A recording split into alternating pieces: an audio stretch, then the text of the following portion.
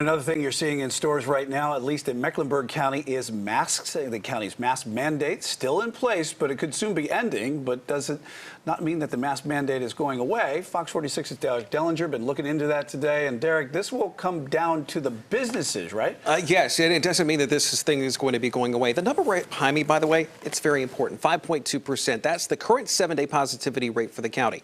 If it goes below 5 and stays that way for 7 days, the mandate will end. But there's a good chance you will still see masks around.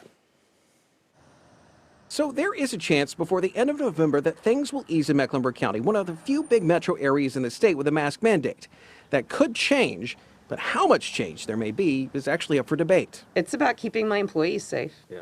And customers. Sally Brewster owns Park Road Books. We put the question to her and others. If and when the mask mandate goes up, will theirs remain? For Brewster, it was a quick answer. We've known people that have gotten breakthrough infections, and we want to keep everybody safe until we can get the numbers way down and get more people immunized with the first shots. It's important to note that since COVID restrictions started easing, businesses have reserved the right to be more restrictive, especially in areas of substantial spread.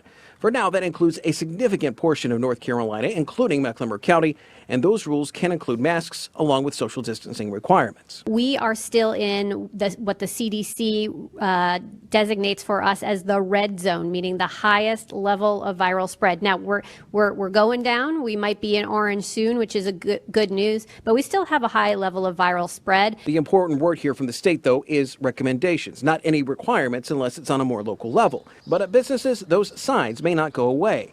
We spoke with a dance studio off camera who say they plan on keeping the masks on at least until the end of the year because of the amount of children they have. And for now, there's nothing saying that businesses cannot be more restrictive. We don't want to be the mask police. We don't like being it. But they say public health right now is more important. And another thing to keep in mind with the mask mandate that the county has in place, it is in many ways tied to the one you see in Charlotte-Mecklenburg schools. And that could lead to another thing, masks potentially becoming optional at CMS if this does happen. And by the way, that mask issue has been a hot topic for parents, at least in schools. It certainly has. All right, Derek Dellinger live in the studio here tonight for us. Thank you.